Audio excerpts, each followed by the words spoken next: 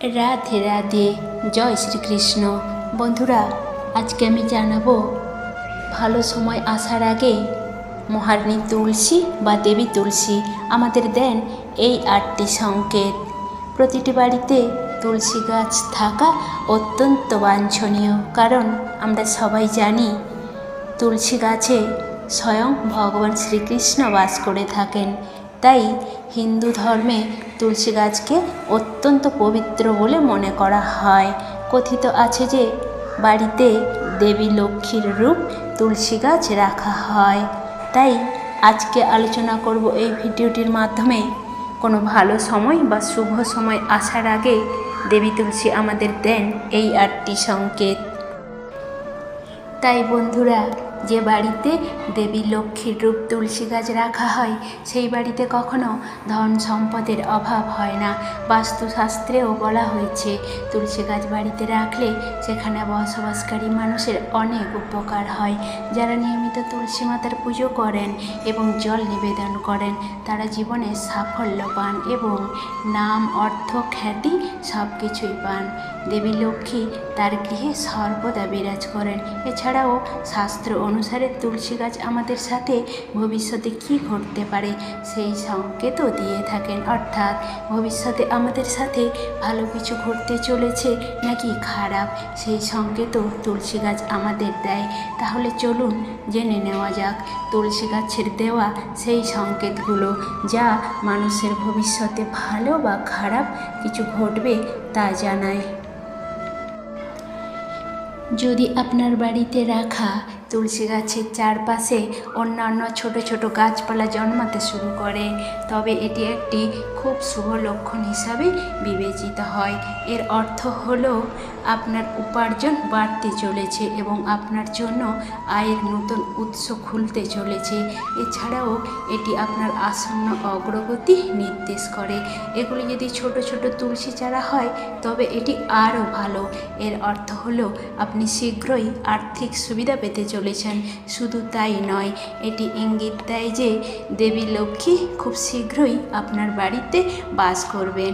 এছাড়াও হিন্দু ধর্মে দুর্বারও অনেক গুরুত্ব রয়েছে এবং এটি ভগবান গণেশকে নিবেদন করা খুবই শুভ।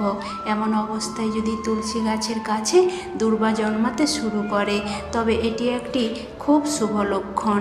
এর অর্থ হলো আপনার আর্থিক পরিস্থিতি আরও শক্তিশালী হতে চলেছে এবং অর্থ সংক্রান্ত সমস্যাগুলিও দূর হতে চলেছে। যদি সুন্দর সুন্দর প্রজাপতি বা ছোট ছোট পাখি এসে তুলসী গাছে বসে তখন এটি একটি খুব শুভ লক্ষণ হিসাবে বিবেচিত হয়। এই লক্ষণ বোঝায় যে আপনি শীঘ্রই আর্থিক সুবিধা পেতে চলেছেন এবং আপনার ইচ্ছা শীঘ্রই পূরণ হতে পারে। আপনার বাড়ির তুলসী গাছ যদি ঘন ও সবুজ হয়ে যায় এবং মঞ্জুরি আসতে শুরু করে তাহলে বুঝতে হবে দেবী লক্ষ্মী আপনার উপর খুব খুশি। এই পরিস্থিতিতে আপনার নিয়মিতভাবে দেবী লক্ষ্মীর পুজো করা উচিত, বড়দের সম্মান করা উচিত এবং অভিভাবকদের সাহায্য করা উচিত। নিয়মিতভাবে দেবী লক্ষ্মীর আরাধনা করলে দেবী লক্ষ্মীর কৃপায় ধন সম্পদ আসতে শুরু করে এবং আপনার অমীমাংসিত কাজগুলিও নিজে থেকেই সম্পন্ন হতে শুরু করে। এছাড়াও বাড়ির তুলসী গাছে মঞ্জুরি এলে এটি ভগবান বিষ্ণু এবং মা লক্ষ্মীর পুজোর সময় নিবেদন করা উচিত। এর দ্বারা আপনি ভগবান বিষ্ণু এবং মা লক্ষ্মীর বিশেষ আশীর্বাদ পেতে পারেন। গাছের পাতা যদি হঠাৎ সবুজ থেকে হলুদ হয়ে যায় তার মানে ঘরে নেতিবাচকতা বাড়তে, ঝামেলা আসতে চলেছে, ঘরে ছড়িয়ে পড়তে পারে রোগ বালাই। এছাড়াও যদি আপনার বাড়িতে রাম তুলসী রাখা হয় এবং তা আপনি শ্যাম তুলসীতে পরিণত হয়, অর্থাৎ সবুজ পাতা নিজে থেকেই বেগুনি হয়ে যায়, তাহলে আপনি অবশ্যই দেবী লক্ষ্মীর কৃপা পেতে চলেছেন। এছাড়াও তুলসী পাতা যদি কালো রঙের হয় তার মানে শ্রী রাধারানী এবং শ্রীকৃষ্ণ আপনার সাথে আছেন। আপনার ঘরে সব কিছুই শুভ এবং আনন্দদায়ক হতে চলেছে। আপনি নিশ্চয়ই অনেকবার লক্ষ্য করেছেন যে ঘরে লাগানো তুলসী গাছ হঠাৎ শুকিয়ে যেতে শুরু করে। অনেক প্রচেষ্টা এবং নিয়মিত জল দেওয়া সত্ত্বেও তুলসী গাছ শুকিয়ে মারা যায়। শাস্ত্র অনুসারে তুলসী গাছ শুকিয়ে গেলে বোঝায় যে আপনার ঘরে নেতিবাচক শক্তি বাস করে। এছাড়াও বাড়িতে কিছু বড় সংকট আসতে চলেছে, যা তুলসী গাছ আমাদের আগে থেকে এই সংকেত দিয়ে থাকে। শুধু তাই নয়, তুলসী গাছ শুকিয়ে যাওয়া ইঙ্গিত দেয় যে খুব শীঘ্রই আপনার ঘরের অর্থ নষ্ট হতে চলেছে। তাই এমন পরিস্থিতিতে তুলসী গাছ কখনোই শুকোতে দেওয়া উচিত নয়। তবে ঘরে লাগানো তুলসী গাছ যদি শুকিয়ে গিয়ে আবার সবুজ হতে শুরু করে, তবে তা শুভ লক্ষণ। এর মানে হলো এই যে ইতিবাচক শক্তি আপনার জীবনে প্রবেশ করতে চলেছে। ভগবান বিষ্ণু এবং মা লক্ষ্মী আপনার উপর খুশি এবং আপনি তাদের আশীর্বাদ পেতে চলেছেন।